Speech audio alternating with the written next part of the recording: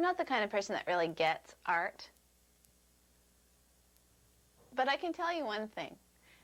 If you're using art to cover up this kind of a thing, you've come to the right show, because I can help you with this. I can't help you with your understanding of art, but I can help you with this.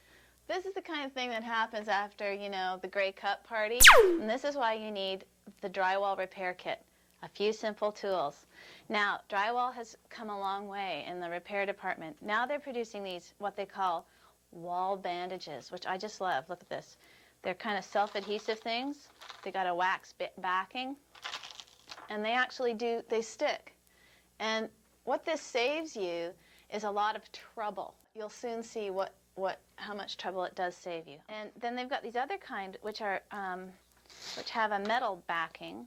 The metal saves the gunk, the drywall compound, the mud, from sinking through and then distorting the fiber.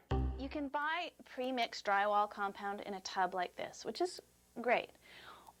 But it takes a while to cure, and if you want to keep the job moving, you end up waiting a day or two for the drywall mud to dry. Now they've got 90-minute drywall mud, 45-minute, and even 20-minute. So it sets up very quickly. So you have to be a quick worker if you're going to use the hot mud, as it's called. All right, so whenever you're mixing up hot mud, you need to add the water first to the little mud tray and then the powder. And I don't need very much because I don't have a massive hole and I've only got one of them. And that's the way I like it. I've just got about 1/4 of an inch of water in there, and I'm gonna work with the 20-minute mud. So I'll shake some on to the surface.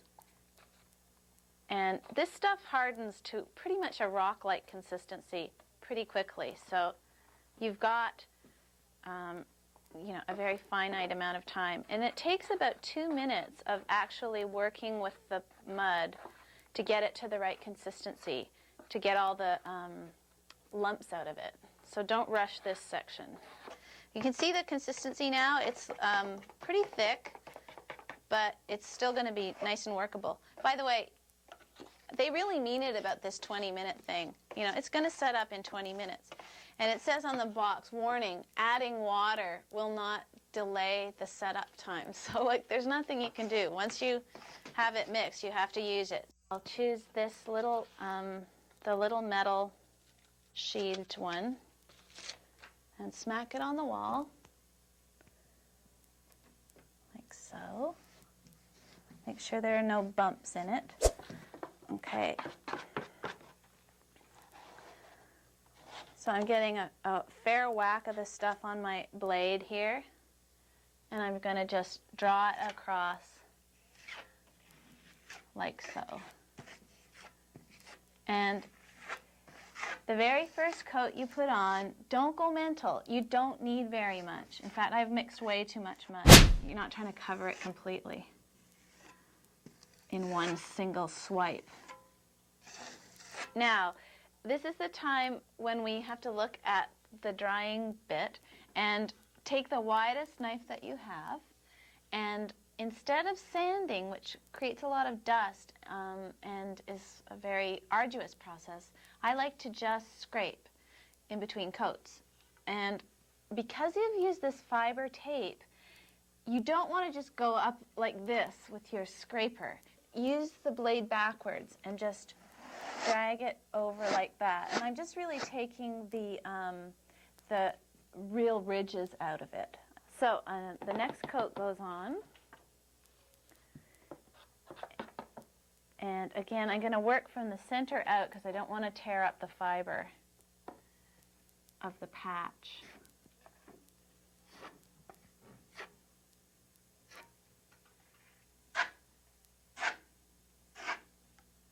Okay, so I've mostly got enough mud on now, but rather than keep working with this little narrow blade, I'm going to switch to the bigger one, because watch this, it really flattens things out nicely. Make sure I've got a nice clean blade, and then right from the center and out.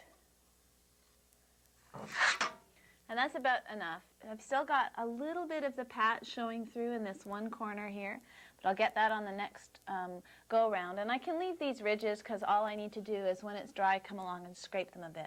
You can get the hairdryer out if you're really impatient, but I'm just gonna wait. Okay, I have a confession to make. I had a fit of spleen, really, is what I had just in the last 20 minutes or so, trying to get this thing dry and not too happy with the last coat, but I'm going to calm myself. We're going to slow it down a bit, okay? That's what we're going to do. It's kind of the time where the guy in the blue tuxedo puts on the ballad and everybody dances really slow. Okay, see? There's a few little ridges. I'm going to just let my blade coast over the surface of this big blotch, taking off the high spots. See that it's not collecting very much, it just collects a little bit on the blade. Just the high spots. All right, so here's my last coat of mud. And remember, I'm using the pre-mixed stuff at this point, okay? And it will take longer to dry, but it has a nicer finish. Okay, now, just for fun,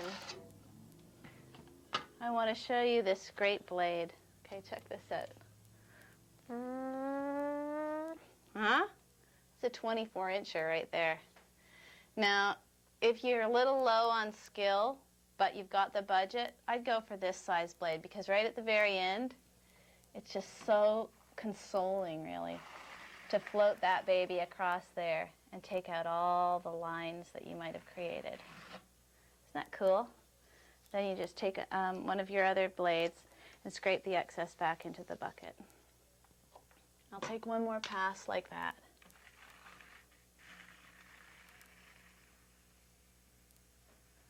Woohoo! Okay? Now, don't overwork it like I do, which is just my nature.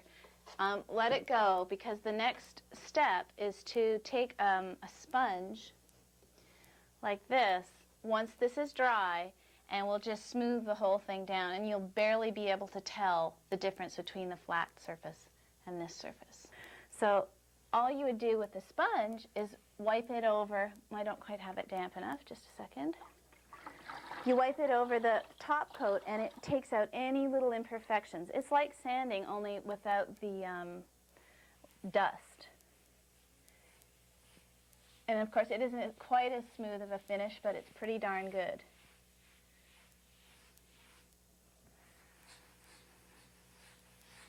So, you bring it right out to the edges, and it's great around the edges actually. It really feathers them out. Then there's the other technique, which in a lot of modern homes, there's a finish called skip trowel that's executed on the surfaces of the walls. And the reason they use it, I think, is because it's fast and it doesn't require as much time as achieving a really smooth finish.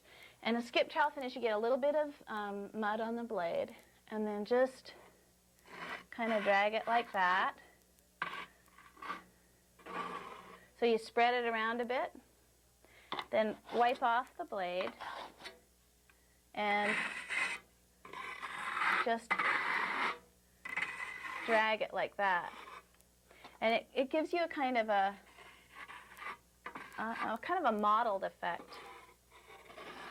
But it's easy for anybody to do, and it has a little bit more texture to it.